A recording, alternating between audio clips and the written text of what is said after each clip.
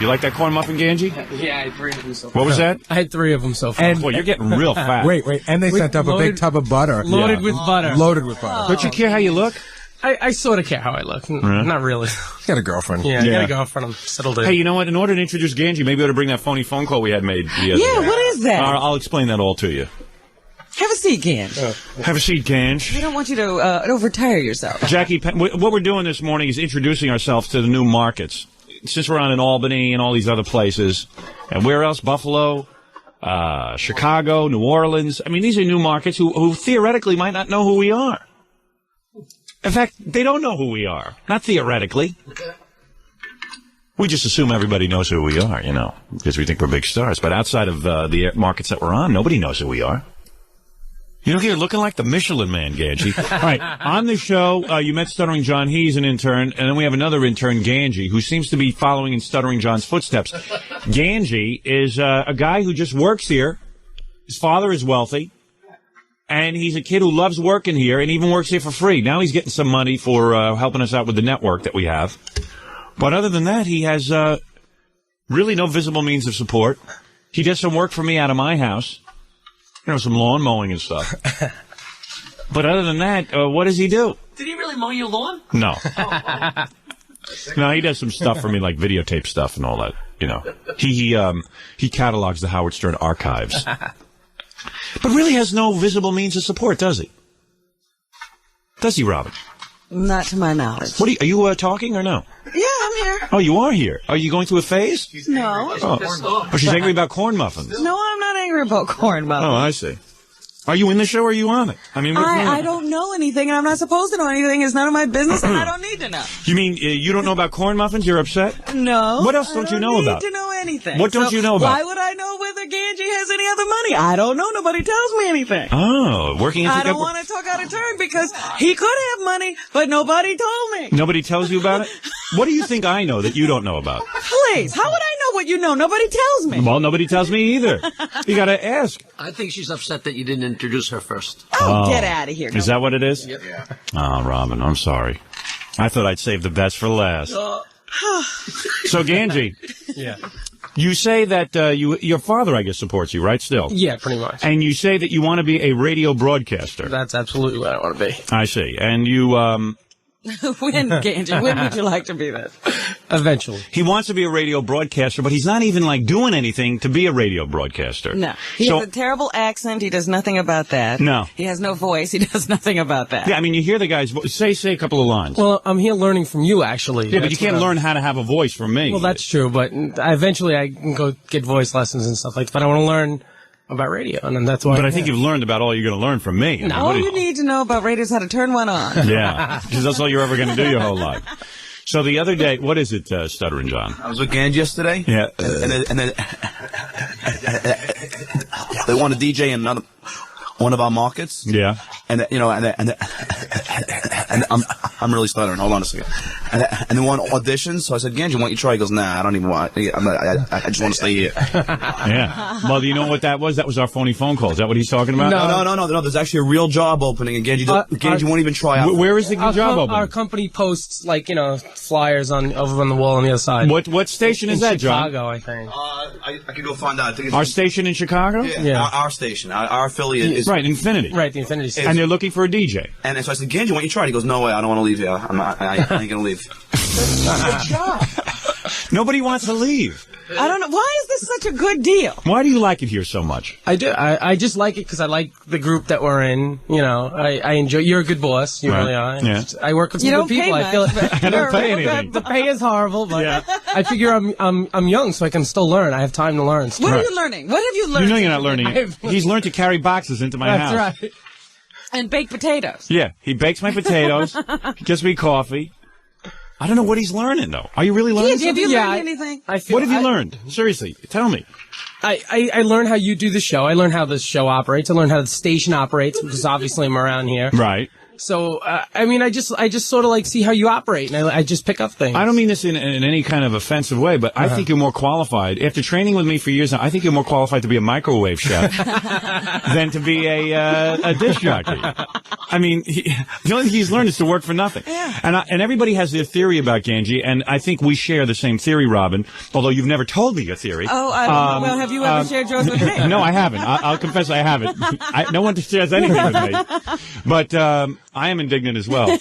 But my theory on Gange is that he has a rich father and that he will go into his father's business. Yeah, I tell Gange almost every day that don't worry, you're going into construction. Right, and he plays here, and this is a great time in his life. Yeah. He's getting girls, he's getting all kind of things, he's having all kind of fun with us. And then eventually, when the serious going gets going. Right, when he's ready to start a family Right. and be a serious man. So anyway, to prove the point, this is what I did. The phony phone call didn't turn out so good because I had Tim Sabean from YSP in Philadelphia make it. But I said, what would happen if Gange actually got offered a job? So I had one of the people who works here, I had them go up to Gange and say, hey, listen, there's a job opening in Philly. Now listen to this. Now, Philly's a good city. All right. WYSP, our station in Philly. Number one station. Number one station. Needs someone from the Stern Show. They want one of the guys, either Gary or you or John, to host a sports rock talk show. Mm-hmm. Okay? Which we know is a bad idea. But no pressure because everyone knows you're not a professional. But all you have to do is go on and say you're from the Stern Show and play a bunch of music and stuff. This is what Gange says. What? I don't want to do it. Are you kidding? Now, here's a guy, he finally has, he goes, I don't care, I don't want to call. You didn't call, didn't right? I got it from one of the people around the station. I didn't think it was a reliable source. Yeah. So then later on, you came to me. No, don't jump ahead. Okay, I just didn't think it was a reliable source. thought You didn't think it was a liable source? a reliable source. Oh, reliable. Okay. So anyway, sauce. A reliable sauce. My mother's tomato you put sauce. that on something. You put that on spaghetti. That's Right. reliable You know who the sauce. source was? What? His girlfriend. I know. And he doesn't think it was He didn't reliable. believe her. Yeah, he didn't believe her. I planted the information with his girlfriend. All right? Wow. So then I came to him myself because he wasn't making the call. Now, I had Tim Sabean, the program director, ready to take Gange's call with a tape recorder. Ready to do all this.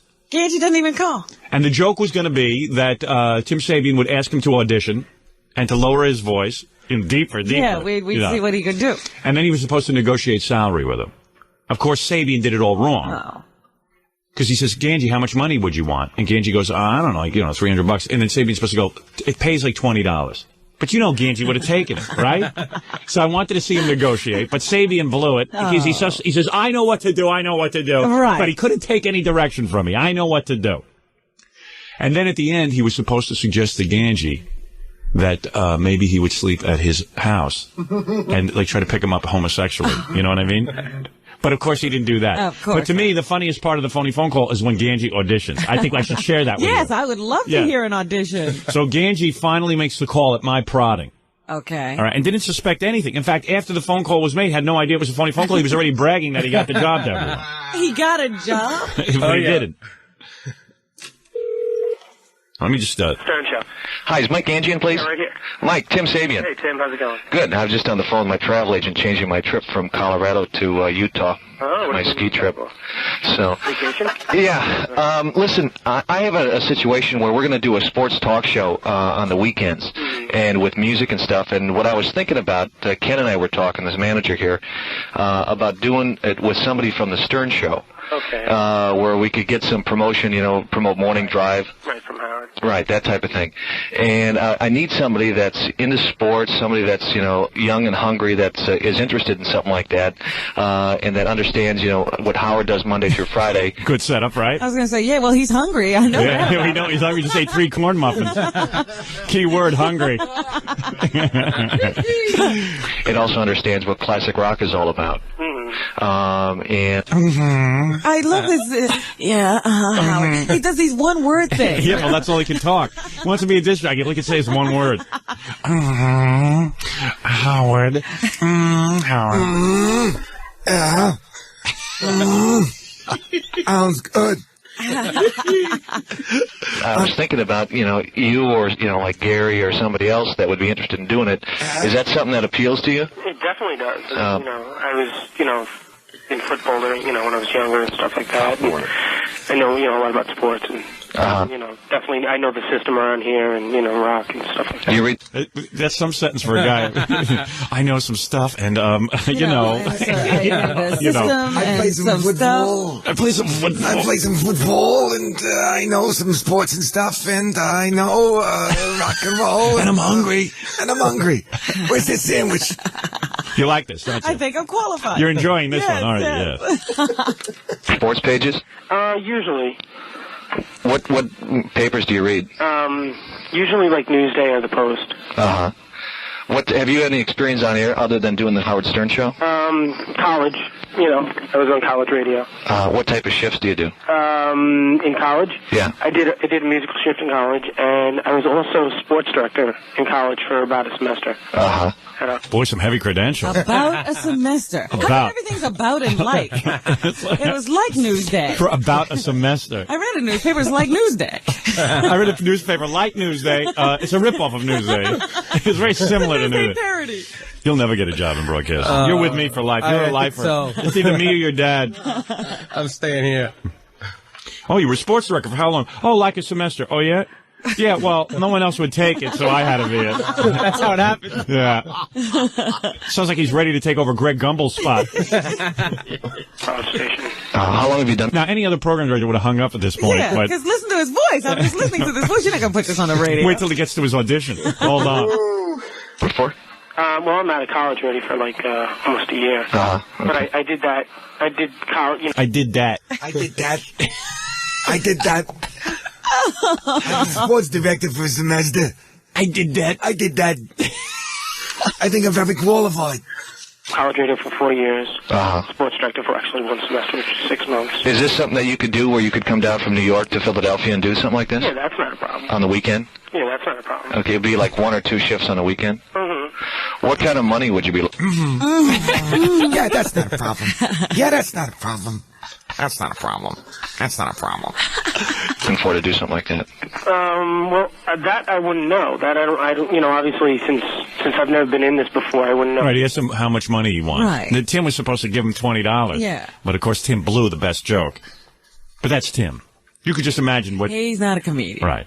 Program director. Well, I didn't ask him to be one. I just told him to write down everything I was saying. I told him, I programmed him like Sherry Lewis programs that lamb chop, and this guy can't listen.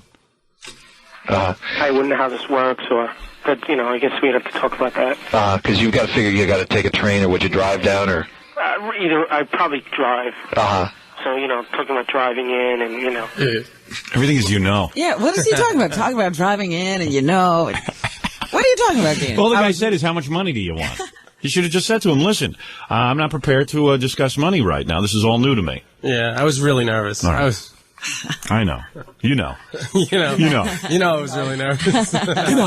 I was nervous for about a semester, which is 6 months. At this point, I think Gange's just dreaming of that drive down and the fried chicken at the rest areas on the way to Philly. Roy Rogers ahead. Yeah.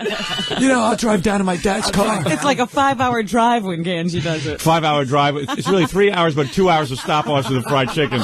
I'll drive down to my dad's car. Oh, my God. There's a drive-through window. Let's go up. Another rest area coming up. Oh, great. I don't have to urinate, but I got to eat. I got a White Castle in the glove box. Extra crispy. Is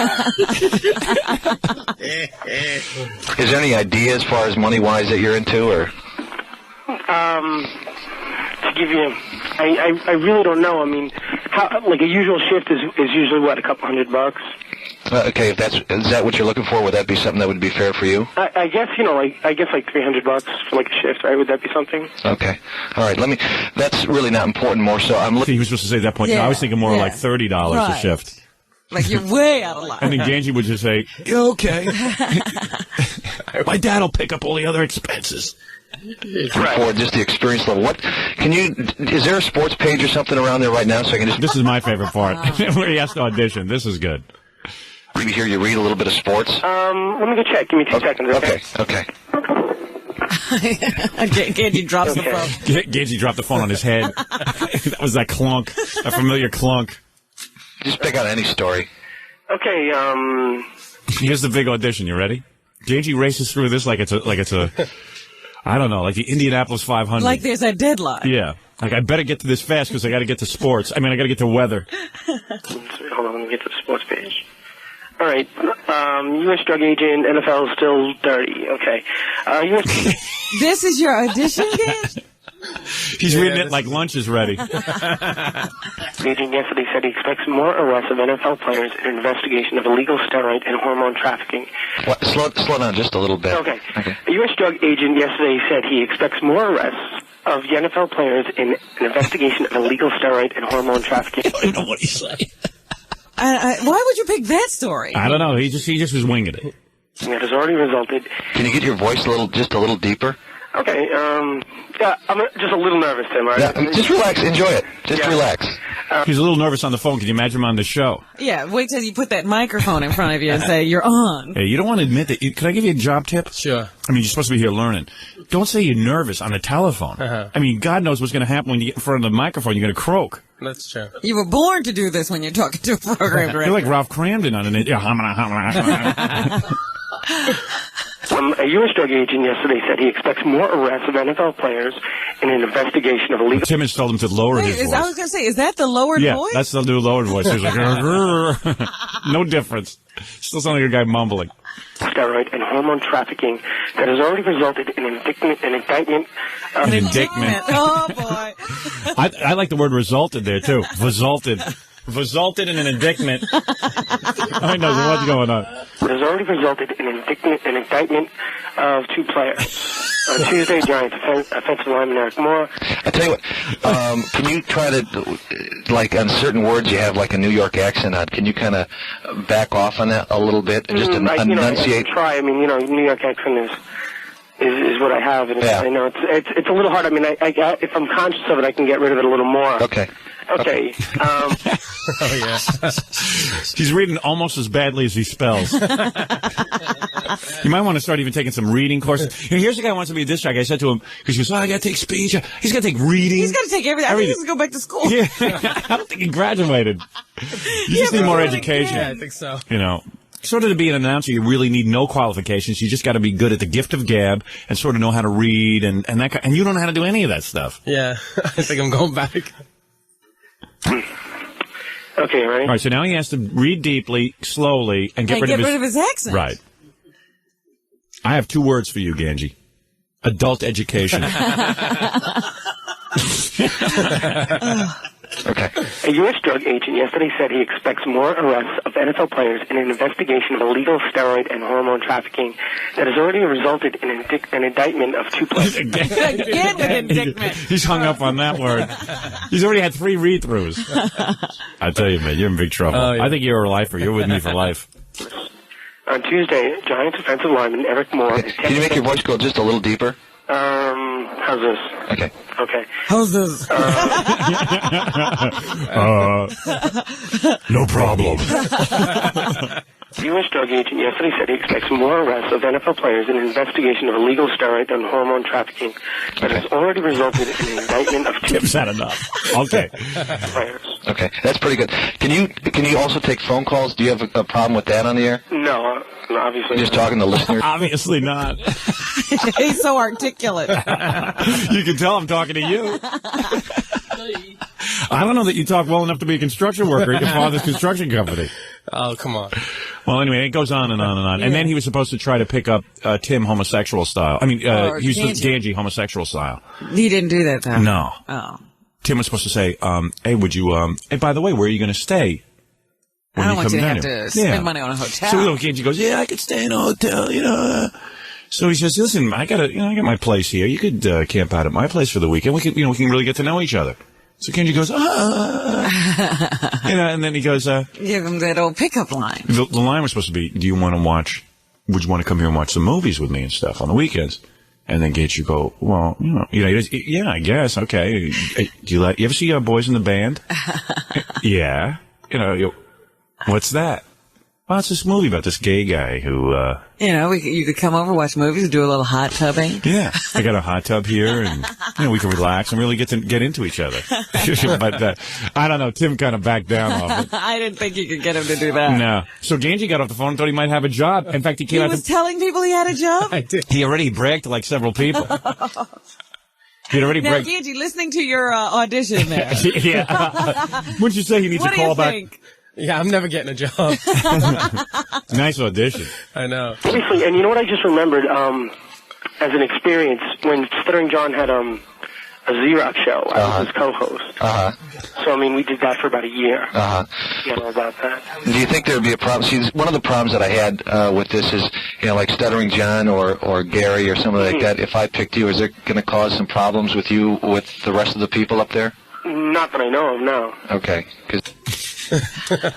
No problem. I'm ready to start on the air tomorrow.